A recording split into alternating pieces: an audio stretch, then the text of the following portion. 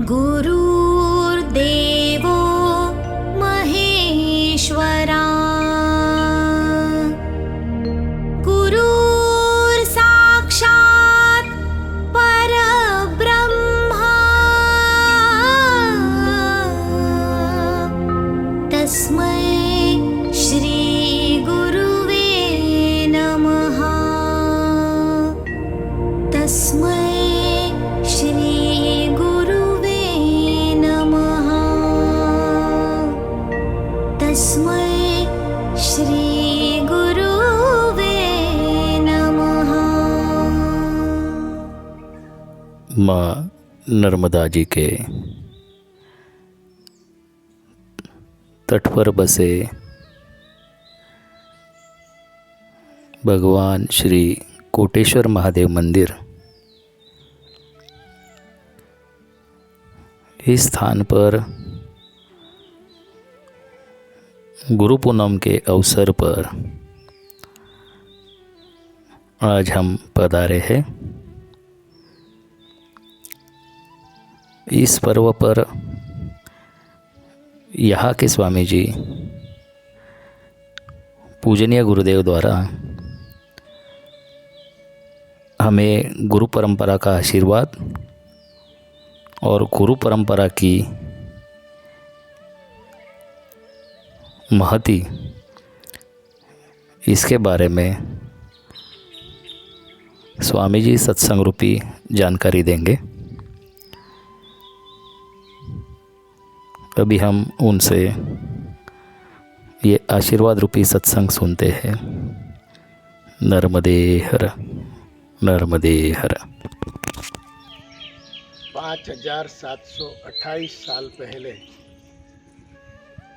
भगवान वेद व्यास जी का आज प्रागट्य हुआ था और वो हम सबके आदि गुरु हैं। उनकी कृपा से उन्होंने ही श्रुति स्मृति पुराण को हम तक पहुंचाया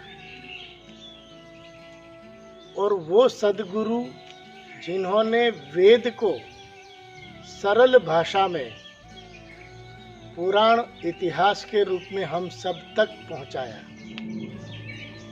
यदि भगवान वेद व्यास जी हमारे जीवन में नहीं होते तो वेद का ज्ञान इतनी सरल भाषा में हम तक नहीं पहुंचता। तो ऐसे आदि गुरु सद्गुरु महापुरुष जब आज वेद व्यास पूर्णिमा के रूप में, नारियली पूर्णिमा के रूप में एवं अपने सद्गुरु परंपरा के रूप में जो प्रागट्य का आज पवित्र दिन है, उनको हम अपनी कृतज्ञता के रूप में, अपनी शरणागति के रूप में, उनके द्वारा हमने जो कुछ ज्ञान प्राप्त किया, भक्ति प्राप्त की, हमारे जीवन में आचरण विचरण का जो सुधार हुआ, हम कहाँ थे, आज इनकी कृपा से हम कहाँ तक पहुँच गए। वो कृतज्ञता का कोई दिन हो तो वो व्यास पूर्णिमा है, गुरु पूर्णिमा है एवं हम सबके समर्पण का दिन है। तो आज आप सबका जो नमस्कार है, प्रणाम है, उनको मैं अपनी गुरु परंपरा के चरणों में, भगवान वेद व्यास जी के चरणों में आप सबका प्रणाम समर्पित करते हुए पूरी गुरु परंपरा का आशीर्वाद आप सबको प्रदान करते हैं। अब वो परंपरा क्या थी उसका आप श्लोक सुनिए। ओम नारायणं पद्मभवं वसिष्ठं शक्तिं च तत्पुत्र पराशरं च व्यासं सुखं गौडपदं महान्तं गोविंद योगीन्द्रमथास्य शिष्यं श्रीशङ्कराचार्यमथास्य पद्मपादं च हस्तामलकं च शिष्यं तं तोटकं वार्तिककारमन्यान् अस्मद्गुरून् संततमानतोऽस्मि। आप सब ध्यान दीजिए, अस्मद् गुरुन का अर्थ होता है मेरे गुरु जी को मैं नमस्कार करता हूँ। लेकिन मेरे गुरु जी कहाँ से आए?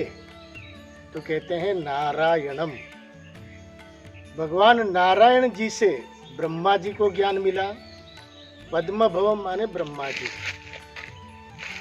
गौड़पादाचार्य, शंकराचार्य, उनके 4 शिष्य पद्मपादाचार्य, हस्तामलकाचार्य, तोटकाचार्य और पद्मपादाचार्य।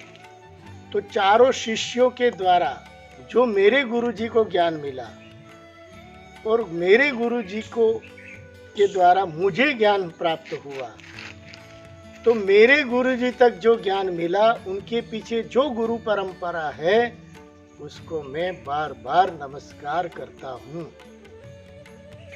तो उसमें पराशर ऋषि, सुखदेव जी और हमारे वेद व्यास जी को बादरायणम माने हमारे बद्रीनाथ में प्रकट हुए ऐसे व्यास जी को हम नमस्कार करते हैं। तो व्यास जी का आज जो प्रागट्य हुआ है, उनका ही स्वरूप मेरे सद्गुरु के रूप में हम आज उनको कृतज्ञता प्रकट करते हैं। तो सभी साधकों को गुरु जी से जो हमने ज्ञान प्राप्त किया, उनसे हमने जो सीखा, वो उनके सामने कहना चाहिए कि आपकी कृपा से मुझे ये प्राप्ति हुई और मैं अभी आपके जीवन का जो उपदेश है उसको अपने जीवन में आचरण में लाऊंगा।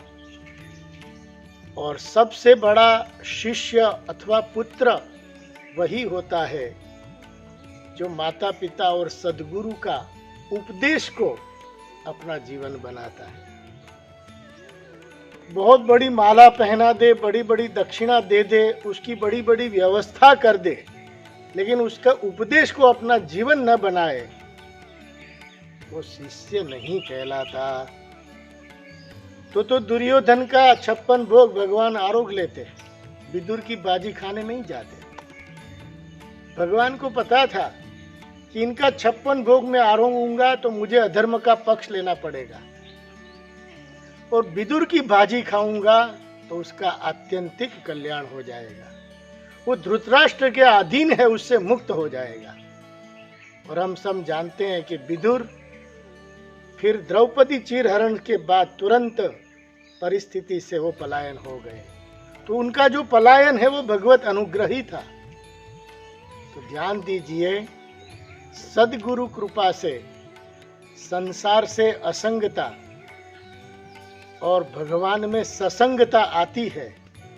तो सद्गुरु के उपदेश को हम यदि जीवन बनाएंगे तो आज के जीवन में, आज के पवित्र दिन में आप सब कृतज्ञ कहलाएंगे।